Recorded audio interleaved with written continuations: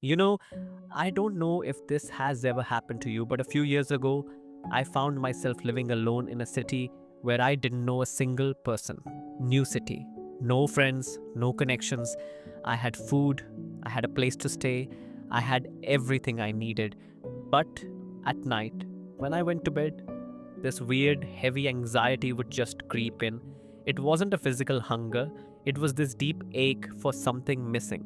Something that's honestly hard to even put into words. And then one day, I started reading up on it. And I stumbled across a psychological experiment that completely shook me. Today, I want to tell you that story. So, we have to go back to the 1950s. Back then, the world's leading doctors and psychologists believed something incredibly bizarre.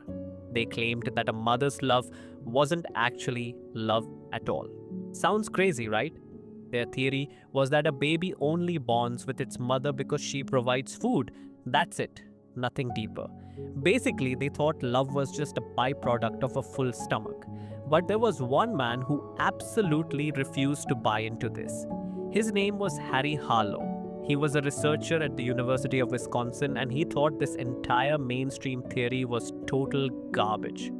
So he thought, fine, let me prove it. Harlow set up an experiment. He took newborn rhesus macaque monkeys and separated them from their mothers. In their cages, he placed two surrogate dummy mothers. The first mother was made entirely of cold, harsh wire mesh. She looked terrifying, but she had a bottle attached to her. She had food. The second mother was made of soft cloth and warm sponge. She felt cozy, comfortable, and warm. But she had absolutely no food. Now ask yourself, where do you think that baby monkey would go? To the mother with the food or the mother with the warmth? The experts of that era were dead certain. They said the baby would stay with the wire mother, always. But what actually happened completely stunned the entire lab. That tiny baby monkey ran straight to the cloth mother and clung to her for dear life. Out of a 24-hour day, he would spend 17 to 18 hours just holding onto her. The only time he ever went to the wire mother was when he was absolutely starving. He'd quickly grab the milk, gulp it down, and sprint right back into the arms of the soft cloth mother. At one point, Harlow decided to test their fear. He put a terrifying mechanical toy bear beating a drum into the cage. The baby monkey was terrified, but he didn't run to the food bearing wire mother. He bolted straight to the cloth mother and buried his face in her, because that's where he felt safe. This one experiment completely flipped the psychology world on its head. Harlow proved it. Food keeps us alive, but love and affection give us a reason to live. But this is where the story takes a dark turn, and it gets really heavy. By the time the 1970s rolled around, Harlow's personal life began to unravel.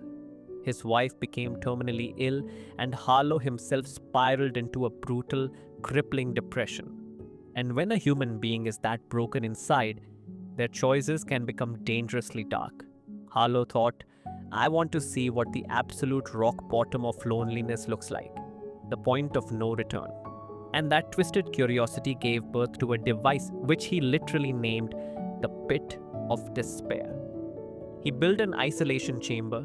It was made of stainless steel, wide at the top, but tapering down to a tight point at the bottom like an inverted pyramid. The walls were completely smooth, so nothing could climb out. No windows, no outside sounds coming in, no inside sounds getting out, just pitch blackness and total isolation. Food was dropped down mechanically from the top, meaning these monkeys never saw another living face. This time, Harlow chose monkeys that were perfectly healthy, monkeys that had been raised by their real mothers, who were happy and social, and he locked them in the pit. In the beginning, those monkeys screamed. They tried to claw their way up the walls over and over. They slipped, they fell, they got back up and tried again. But slowly, one day they stopped screaming, then they stopped moving. They just sat at the very bottom corner of the pit, huddling, tucking their knees to their chests, and burying their heads in their arms the exact same way. A human being curls up when they are in unbearable emotional pain. Some monkeys were kept in there for 30 days, some for 6 months, some for an entire year. When they were finally taken out, they weren't real monkeys anymore. They were placed back with other monkeys, but they wouldn't play, they wouldn't interact. They just sat frozen in a corner. If another monkey tried to touch them, they would literally shake with terror. Some started obsessively tearing at their own skin. Their bodies were alive, but their spirit was entirely gone. And then comes the heaviest part of this entire story. Later on, some of these female monkeys were forcibly impregnated to become mothers. The scientists wanted to see, will motherhood spark something inside them? Will their maternal instinct come back? But what happened is honestly hard to even say out loud. These mothers, who had been completely starved of love their entire lives, had no idea what to do with a baby. Some refused to nurse them, some ignored them entirely. Some, tragically, became abusive and violent toward their own babies. That maternal instinct, which is supposed to be the most beautiful, protective force in nature, had been completely wiped out by the pit of despair. In 1981, Harry Harlow passed away. His experiments were fiercely condemned worldwide, and rightfully so. It was cruel, but through all that darkness, he exposed a raw, uncomfortable truth about existence that we still ignore today. Man, look at us now. We have everything. We have food, we have apartments, we have smartphones, we have Netflix.